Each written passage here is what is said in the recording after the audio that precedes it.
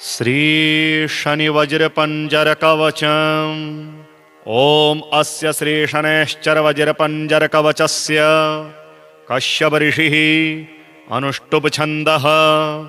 श्री शनैश्चर देवता श्री शनैश्चर प्रीत्यर्थे जपे विनियोगः।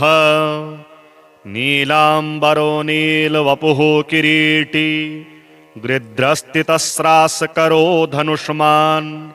चतुर्भुजः सूर्यसुतः प्रसन्नः सदा मम स्याद् वरदः प्रशान्तः। ब्रह्मा उवाच शृणुध्वमृषयः सर्वे शनिपीडाहरं महत्। कवचं शनिराजस्य सौरेरिदमनुत्तमम्।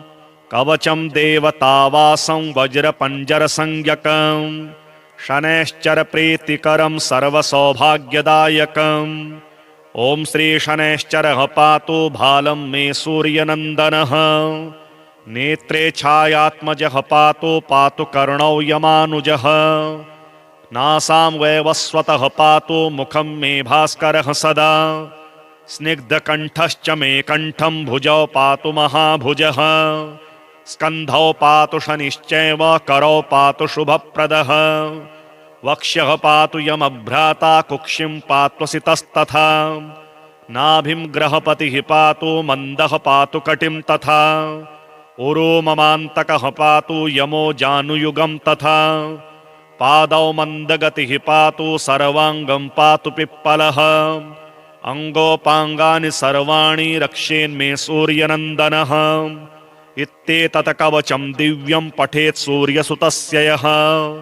न तस्य जायते पीडा प्रीतो भवति सूर्यजः।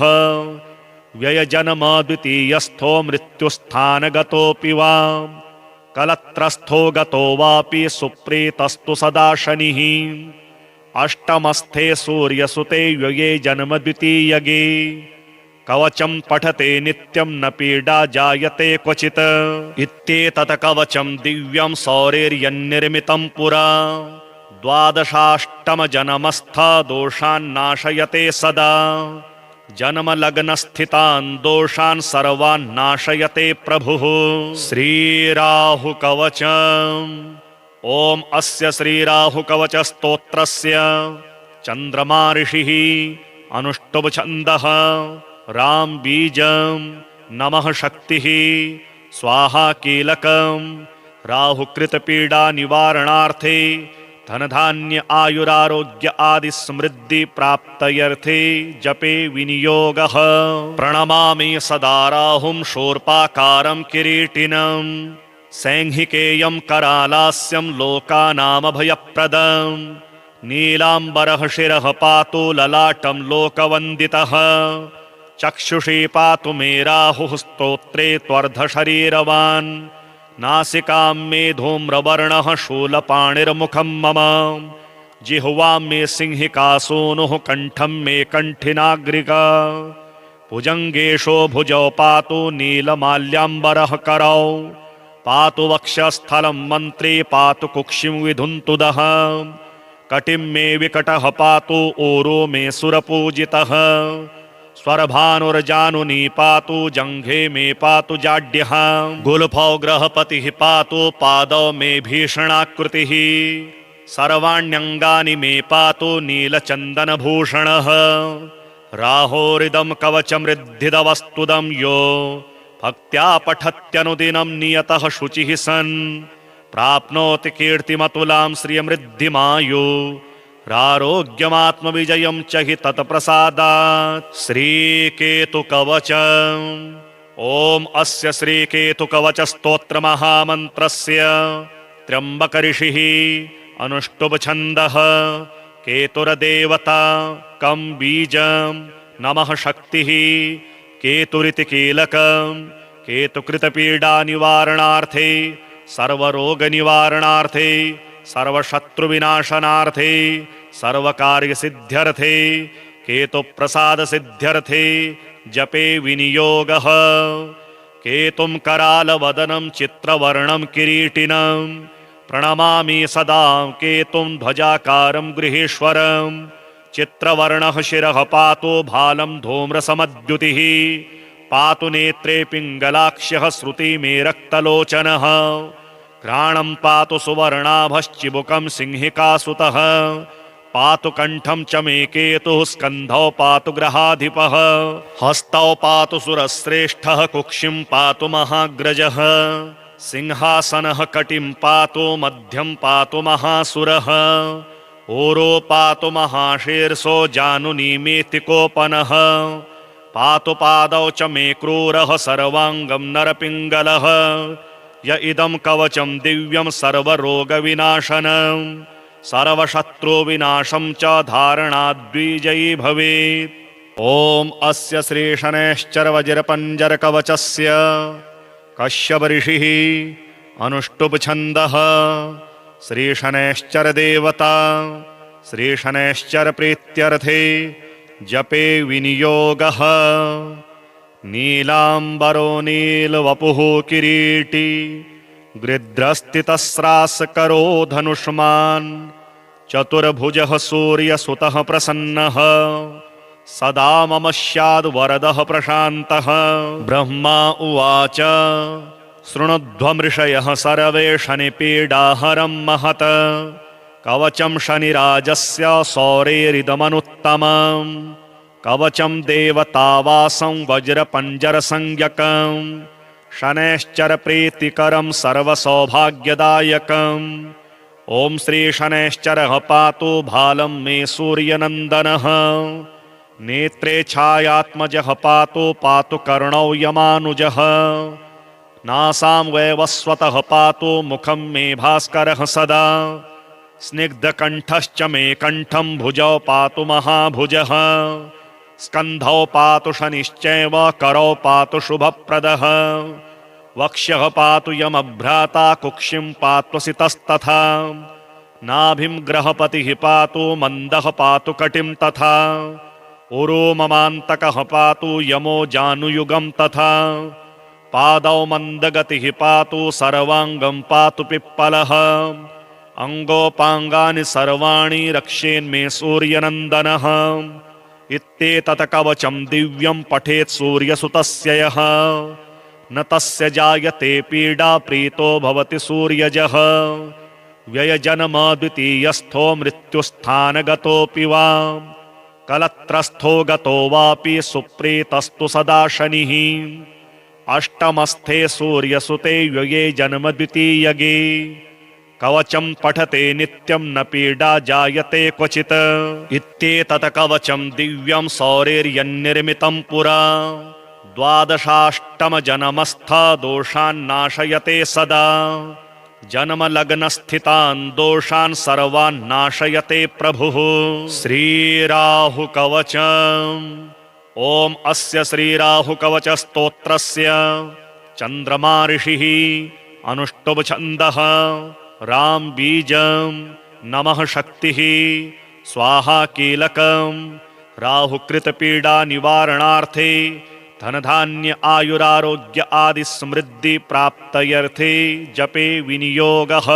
प्रणमामि सदा राहुं शूर्पाकारं किरीटिनं सैंहिकेयं करालास्यं लोकानामभयप्रदं नीलाम्बरः शिरः पातु ललाटं लोकवन्दितः चक्षुषी पातु मे राहुः स्तोत्रे त्वर्धशरीरवान् नासिकां मे धूम्रवर्णः शूलपाणिर्मुखं मम जिह्वां मे सिंहिकासूनुः कण्ठं मे कण्ठिनाग्रिका भुजङ्गेशो भुजौ पातु नीलमाल्याम्बरः करौ पातु वक्षस्थलं मन्त्री पातु कुक्षिं विधुन्तुदः कटिं मे विकटः पातु ऊरो मे सुरपूजितः स्वरभानुर्जानुनी पातु जङ्घे मे पातु जाड्यः गुल्फौ ग्रहपतिः पातु पादौ मे भीषणाकृतिः सर्वाण्यङ्गानि मे पातु नीलचन्दनभूषणः राहोरिदं कवचमृद्धिदवस्तुदं यो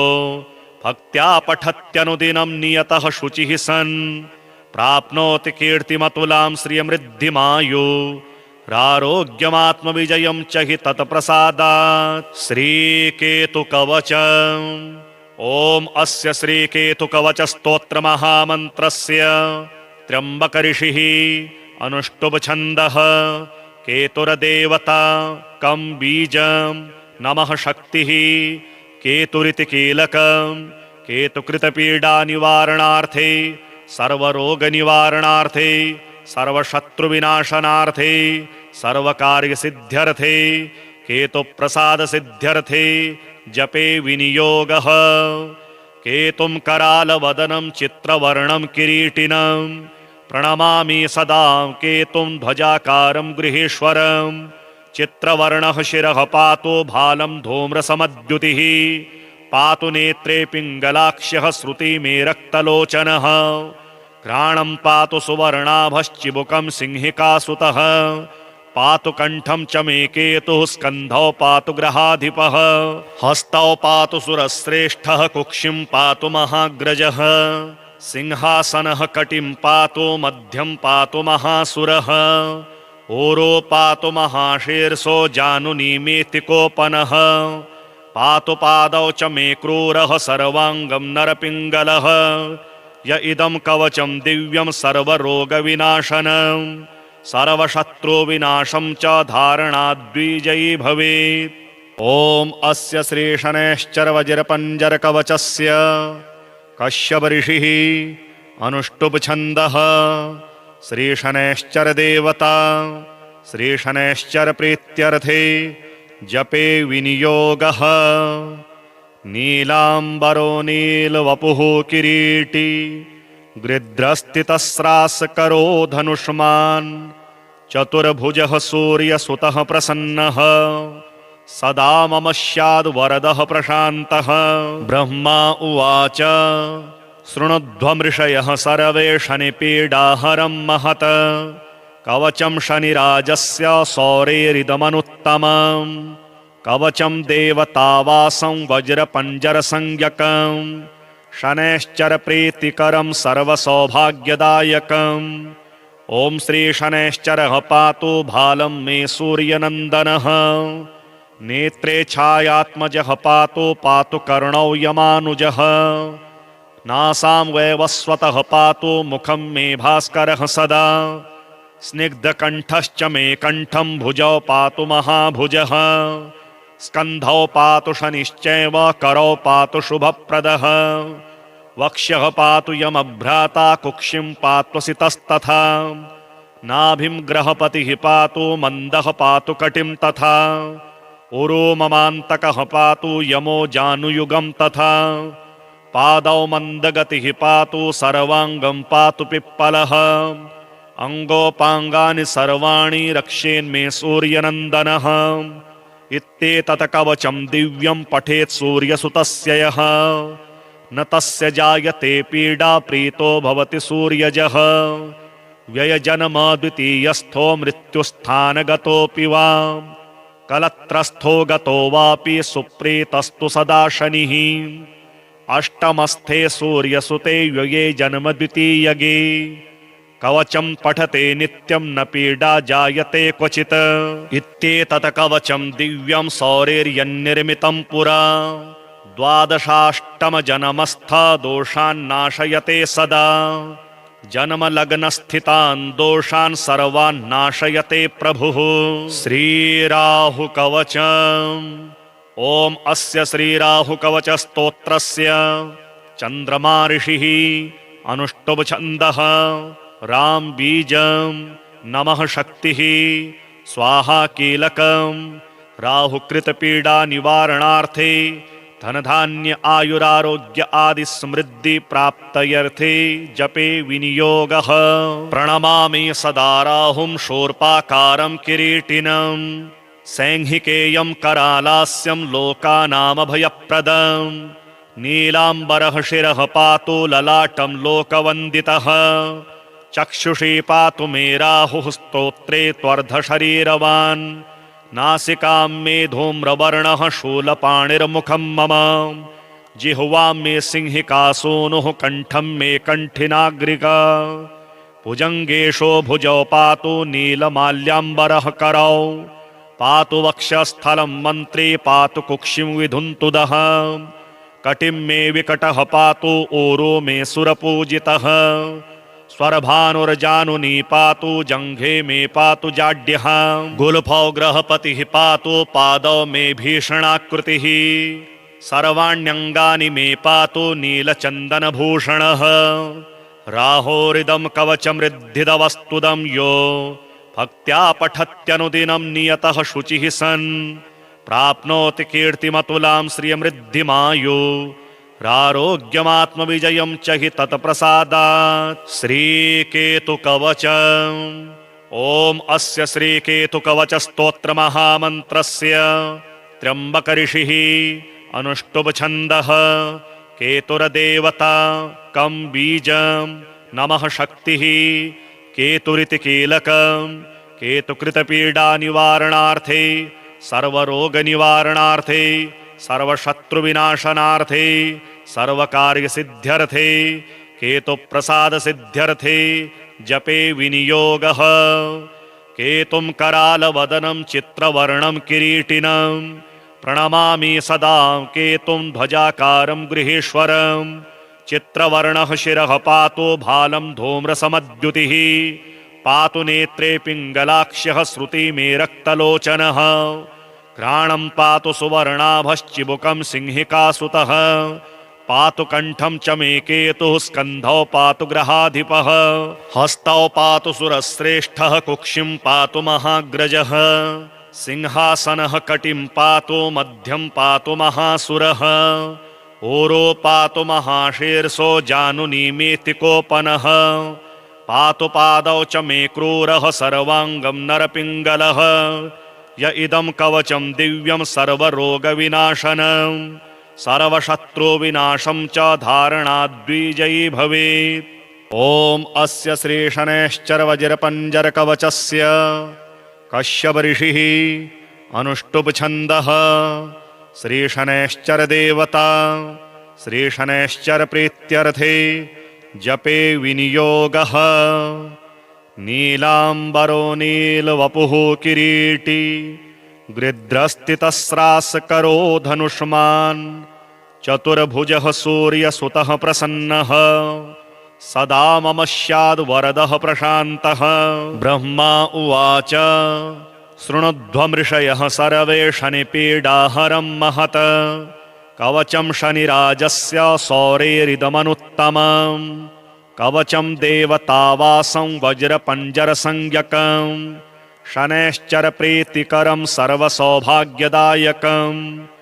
ॐ श्रीशनैश्चरः पातु भालं मे सूर्यनन्दनः नेत्रे छायात्मजः पातु पातु कर्णौ यमानुजः नासां वैवस्वतः पातु मुखं मे भास्करः सदा स्निग्धकण्ठश्च मे कण्ठं भुजौ पातु महाभुजः स्कन्धौ पातु शनिश्चैव करौ पातु शुभप्रदः वक्ष्यः पातु यमभ्राता कुक्षिं पात्वसितस्तथा नाभिं ग्रहपतिः पातु मन्दः पातु कटिं तथा उरो ममान्तकः पातु यमो जानुयुगं तथा पादौ मन्दगतिः पातु सर्वाङ्गं पातु पिप्पलः अङ्गोपाङ्गानि सर्वाणि रक्षेन्मे सूर्यनन्दनः इत्येतत् कवचं दिव्यं पठेत् सूर्यसुतस्य यः न तस्य जायते पीडा प्रीतो भवति सूर्यजः व्ययजन्म द्वितीयस्थो मृत्युस्थानगतोऽपि वा कलत्रस्थो गतो वापि सुप्रीतस्तु सदा शनिः अष्टमस्थे सूर्यसुते व्यये जन्म द्वितीयगे कवचं पठते नित्यं न पीडा जायते क्वचित् इत्येतत् कवचं दिव्यं सौरेर्यन्निर्मितं पुरा द्वादशाष्टमजन्मस्थ दोषान्नाशयते सदा जन्मलग्नस्थितान् दोषान् सर्वान् नाशयते प्रभुः।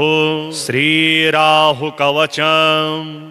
ॐ अस्य श्रीराहुकवचस्तोत्रस्य चन्द्रमा ऋषिः अनुष्टुप्छन्दः राम बीजं नमः शक्तिः स्वाहा कीलकं राहुकृतपीडा निवारणार्थे धनधान्य आयुरारोग्य आदि समृद्धि प्राप्तयर्थे जपे विनियोगः।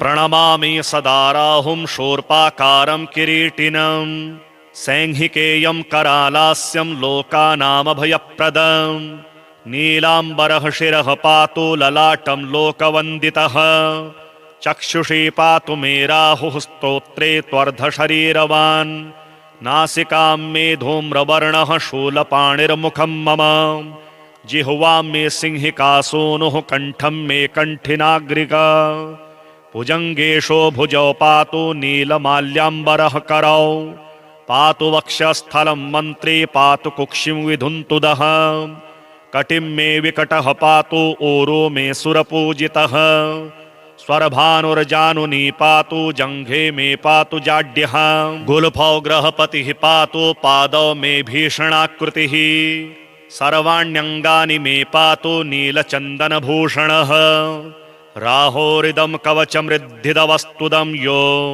भक्त्या पठत्यनुदिनं नियतः शुचिः सन् प्राप्नोति कीर्तिमतुलां श्रियमृद्धिमायु रारोग्यमात्मविजयं च हि तत्प्रसादात् श्रीकेतुकवचम् ॐ अस्य श्रीकेतुकवचस्तोत्रमहामन्त्रस्य त्र्यम्बकऋषिः अनुष्टुप्छन्दः केतुर्देवता कं बीजं नमः शक्तिः केतुरिति कीलकं केतुकृतपीडानिवारणार्थे सर्वरोगनिवारणार्थे सर्वशत्रुविनाशनार्थे सर्वकार्यसिद्ध्यर्थे केतुप्रसादसिद्ध्यर्थे जपे विनियोगः केतुं करालवदनं चित्रवर्णं किरीटिनं प्रणमामि सदा केतुं ध्वजाकारं गृहेश्वरं चित्रवर्णः शिरः पातु भालं धूम्रसमद्युतिः पातु नेत्रे पिङ्गलाक्ष्यः श्रुति मे रक्तलोचनः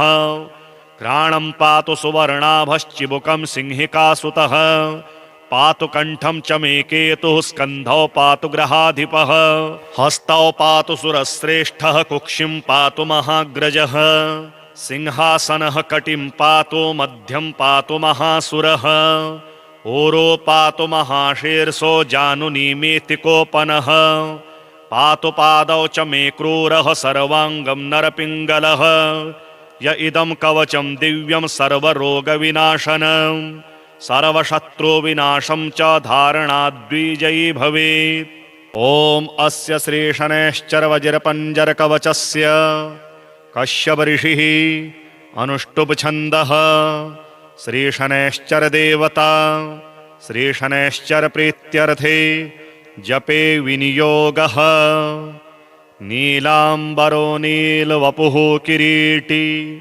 गृध्रस्थितस्रासकरो धनुष्मान् चतुर्भुजः सूर्यसुतः प्रसन्नः सदा मम स्याद्वरदः प्रशान्तः ब्रह्मा उवाच शृणुध्वमृषयः सर्वे शनिपीडाहरं महत् कवचं शनिराजस्य सौरेरिदमनुत्तमम् कवचं देवतावासं वज्रपञ्जरसंज्ञकं शनैश्चरप्रीतिकरं सर्वसौभाग्यदायकम् ॐ श्रीशनैश्चरः पातु भालं मे सूर्यनन्दनः नेत्रे छायात्मजः पातु कर्णौ यमानुजः नासां वैवस्वतः पातु मुखं मे भास्करः सदा स्निग्धकण्ठश्च मे कण्ठं भुजौ पातु महाभुजः स्कन्धौ पातु शनिश्चैव करौ पातु शुभप्रदः वक्ष्यः पातु यमभ्राता कुक्षिं पात्वसितस्तथा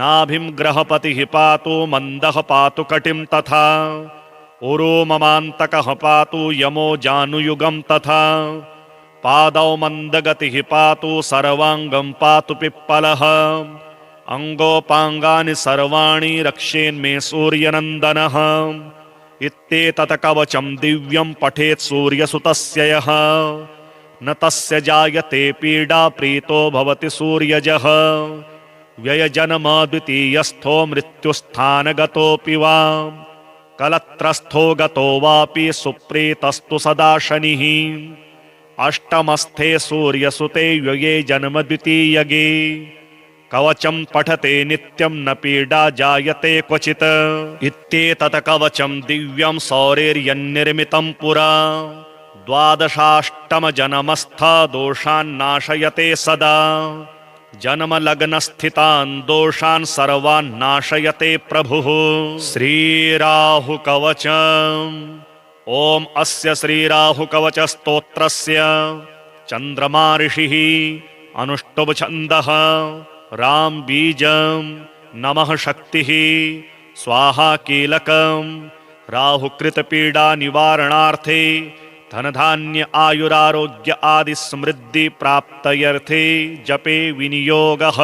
प्रणमामि सदा राहुं शूर्पाकारं किरीटिनं सैंहिकेयं करालास्यं लोकानामभयप्रदम् नीलाम्बरः शिरः पातु ललाटं लोकवन्दितः चक्षुषी पातु मे राहुः स्तोत्रे त्वर्धशरीरवान् नासिकां मे धूम्रवर्णः शूलपाणिर्मुखं मम जिह्वां मे सिंहिकासूनुः कण्ठं मे कण्ठिनाग्रिका भुजङ्गेशो भुजौ पातु नीलमाल्याम्बरः करौ पातु वक्षस्थलं मन्त्री पातु कुक्षिं विधुन्तुदः कटिं मे विकटः पातु ऊरो मे सुरपूजितः स्वरभानुर्जानुनी पातु जङ्घे मे पातु जाड्यः गुल्फौ ग्रहपतिः पातु पादौ मे भीषणाकृतिः सर्वाण्यङ्गानि मे पातु नीलचन्दनभूषणः राहोरिदं कवचमृद्धिदवस्तुदं यो भक्त्या पठत्यनुदिनं नियतः शुचिः सन् प्राप्नोति कीर्तिमतुलां श्रियमृद्धिमायु रारोग्यमात्मविजयं च हि तत्प्रसादात्। श्रीकेतुकवचम्। ॐ अस्य श्रीकेतुकवचस्तोत्रमहामन्त्रस्य त्र्यम्बकऋषिः अनुष्टुभछन्दः केतुरदेवता कं बीजं नमः शक्तिः केतुरिति कीलकं केतुकृतपीडानिवारणार्थे सर्वरोगनिवारणार्थे सर्वशत्रुविनाशनार्थे सर्वकार्यसिद्ध्यर्थे केतुप्रसादसिद्ध्यर्थे जपे विनियोगः। केतुं करालवदनं चित्रवर्णं किरीटिनं प्रणमामि सदा केतुं ध्वजाकारं गृहेश्वरं चित्रवर्णः शिरः पातु भालं धूम्रसमद्युतिः पातु नेत्रे पिङ्गलाक्ष्यः श्रुति मे रक्तलोचनः घ्राणं पातु सुवर्णाभश्चिबुकं सिंहिकासुतः पातु कण्ठं च मे केतुः स्कन्धौ पातु ग्रहाधिपः हस्तौ पातु सुरश्रेष्ठः कुक्षिं पातु महाग्रजः सिंहासनः कटिं पातु मध्यं पातु महासुरः ऊरो पातु महाशीर्षो जानुनीमेतिकोपनः पातु पादौ च मे क्रूरः सर्वाङ्गं नरपिङ्गलः य इदं कवचं दिव्यं सर्वरोगविनाशनं सर्वशत्रुविनाशं च धारणाद्विजयी भवेत्। ॐ अस्य श्रीशनैश्चरवज्रपञ्जरकवचस्य कश्यपऋषिः अनुष्टुभछन्दः श्रीशनैश्चरदेवता श्रीशनैश्चरप्रीत्यर्थे जपे विनियोगः। नीलाम्बरो नीलवपुः किरीटी गृध्रस्थितस्रासकरो धनुष्मान् चतुर्भुजः सूर्यसुतः प्रसन्नः सदा मम स्याद्वरदः प्रशान्तः।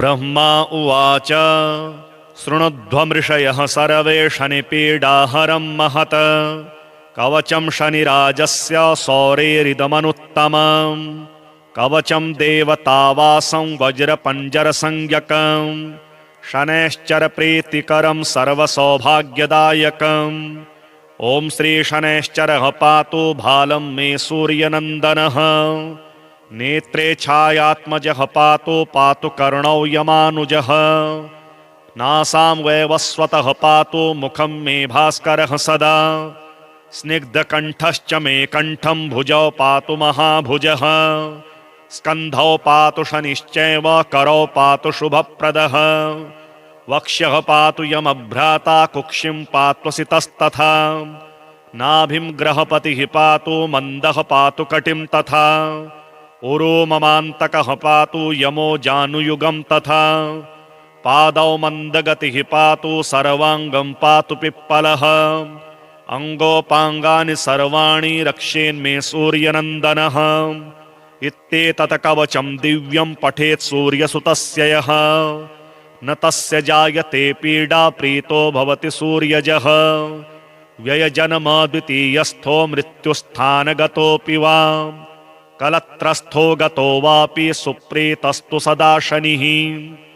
अष्टमस्थे सूर्यसुते व्यये जन्म द्वितीयगे कवचं पठते नित्यं न पीडा जायते क्वचित्। इत्येतत् कवचं दिव्यं सौरेर्यन्निर्मितं पुरा द्वादशाष्टमजन्मस्थ दोषान् नाशयते सदा। जन्मलग्नस्थितान् दोषान् सर्वान् नाशयते प्रभुः। श्रीराहुकवचम्। ओम अस्य श्रीराहुकवचस्तोत्रस्य चन्द्रमा ऋषिः अनुष्टुभ छन्दः राम बीजं नमः शक्तिः स्वाहा कीलकं राहुकृत पीडा निवारणार्थे धनधान्य आयुरारोग्य आदि समृद्धि प्राप्तयर्थे जपे विनियोगः। प्रणमामि सदा राहुं शूर्पाकारं किरीटिनं सैंहिकेयं करालास्यं लोकानामभयप्रदं। नीलाम्बरः शिरः पातु ललाटं लोकवन्दितः। चक्षुषी पातु मे राहुः स्तोत्रे त्वर्धशरीरवान्। नासिकां मे धूम्रवर्णः शूलपाणिर्मुखं मम। जिह्वां मे सिंहिकासूनुः कण्ठं मे कण्ठिनाग्रिका। भुजङ्गेशो भुजौ पातु नीलमाल्याम्बरः करौ। पातु वक्षस्थलं मन्त्री पातु कुक्षिं विधुन्तुदः। कटिं मे विकटः पातु ऊरो मे सुरपूजितः। स्वरभानुर्जानुनी पातु जङ्घे मे पातु जाड्यः। गुल्फौ ग्रहपतिः पातु पादौ मे भीषणाकृतिः। सर्वाण्यङ्गानि मे पातु नीलचन्दनभूषणः। राहोरिदं कवचमृद्धिदवस्तुदं यो भक्त्या पठत्यनुदिनं नियतः शुचिः सन् प्राप्नोति कीर्तिमतुलां श्रियमृद्धिमायु रारोग्यमात्मविजयं च हि तत्प्रसादात्। श्रीकेतुकवचम्। ओम अस्य श्रीकेतुकवचस्तोत्रमहामन्त्रस्य त्र्यम्बकऋषिः अनुष्टुभ छन्दः केतुरदेवता कं बीजं नमः शक्तिः केतुरिति कीलकं केतुकृतपीडा निवारणार्थे सर्वरोगनिवारणार्थे सर्वशत्रुविनाशनार्थे सर्वकार्यसिद्ध्यर्थे केतुप्रसादसिद्ध्यर्थे जपे विनियोगः। केतुं करालवदनं चित्रवर्णं किरीटिनं प्रणमामि सदा केतुं ध्वजाकारं गृहेश्वरं। चित्रवर्णः शिरः पातु भालं धूम्रसमद्युतिः। पातु नेत्रे पिङ्गलाक्ष्यः श्रुति मे रक्तलोचनः। घ्राणं पातु सुवर्णाभश्चिबुकं सिंहिकासुतः। पातु कण्ठं च मे केतुः स्कन्धौ पातु ग्रहाधिपः। हस्तौ पातु सुरश्रेष्ठः कुक्षिं पातु महाग्रजः। सिंहासनः कटिं पातु मध्यं पातु महासुरः। ऊरो पातु महाशीर्षो जानुनीमेतिकोपनः।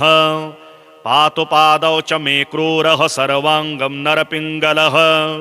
य इदं कवचं दिव्यं सर्वरोगविनाशनं सर्वशत्रुविनाशं च धारणाद्विजयी भवेत्। ओम अस्य श्रीशनैश्चरवज्रपञ्जरकवचस्य कश्यपऋषिः अनुष्टुभ छन्दः श्रीशनैश्चरदेवता श्रीशनैश्चरप्रीत्यर्थे जपे विनियोगः। नीलाम्बरो नीलवपुः किरीटी गृध्रस्थितस्रासकरो धनुष्मान्। चतुर्भुजः सूर्यसुतः प्रसन्नः सदा मम स्याद्वरदः प्रशान्तः। ब्रह्मा उवाच शृणुध्वमृषयः सर्वे शनिपीडाहरं महत्। कवचं शनिराजस्य सौरेरिदमनुत्तमम्। कवचं देवतावासं वज्रपञ्जरसंज्ञकं। शनैश्चरप्रीतिकरं सर्वसौभाग्यदायकम्। ॐ श्री शनैश्चरः पातु भालं मे सूर्यनन्दनः। नेत्रे छायात्मजः पातु कर्णौ यमानुजः नासां वैवस्वतः पातु मुखं मे भास्करः सदा स्निग्धकण्ठश्च मे कण्ठं भुजौ पातु महाभुजः स्कन्धौ पातु शनिश्चैव करौ पातु शुभप्रदः वक्ष्यः पातु यमभ्राता कुक्षिं पात्वसितस्तथा नाभिं ग्रहपतिः पातु मन्दः पातु कटिं तथा उरो ममान्तकः पातु यमो जानुयुगं तथा पादौ मन्दगतिः पातु सर्वाङ्गं पातु पिप्पलः अङ्गोपाङ्गानि सर्वाणि रक्षेन्मे सूर्यनन्दनः इत्येतत् कवचं दिव्यं पठेत् सूर्यसुतस्य यः न तस्य जायते पीडा प्रीतो भवति सूर्यजः व्ययजन्म द्वितीयस्थो मृत्युस्थानगतोऽपि वा कलत्रस्थो गतो वापि सुप्रीतस्तु सदा शनिः अष्टमस्थे सूर्यसुते व्यये जन्म द्वितीयगे कवचं पठते नित्यं न पीडा जायते क्वचित् इत्येतत् कवचं दिव्यं सौरेर्यन्निर्मितं पुरा द्वादशाष्टमजन्मस्थ दोषान्नाशयते सदा जन्मलग्नस्थितान् दोषान् सर्वान् नाशयते प्रभुः। श्रीराहुकवचम्। ॐ अस्य श्रीराहुकवचस्तोत्रस्य चन्द्रमा ऋषिः अनुष्टुप् राम बीजं नमः शक्तिः स्वाहा कीलकं राहुकृतपीडा निवारणार्थे धनधान्य आयुरारोग्य आदि समृद्धि प्राप्तयर्थे जपे विनियोगः। प्रणमामि सदा राहुं शूर्पाकारं किरीटिनं सैंहिकेयं करालास्यं लोकानामभयप्रदं नीलाम्बरः शिरः पातु ललाटं लोकवन्दितः चक्षुषी पातु मे राहुः स्तोत्रे त्वर्धशरीरवान् नासिकां मे धूम्रवर्णः शूलपाणिर्मुखं मम जिह्वां मे सिंहिकासूनुः कण्ठं मे कण्ठिनाग्रिका भुजङ्गेशो भुजौ पातु नीलमाल्याम्बरः करौ पातु वक्षस्थलं मन्त्रे पातु कुक्षिं विधुन्तुदः कटिं मे विकटः पातु ऊरो मे सुरपूजितः स्वरभानुर्जानुनी पातु जङ्घे मे पातु जाड्यः गुल्फौ ग्रहपतिः पातु पादौ मे भीषणाकृतिः सर्वाण्यङ्गानि मे पातु नीलचन्दनभूषणः राहोरिदं कवचमृद्धिदवस्तुदं यो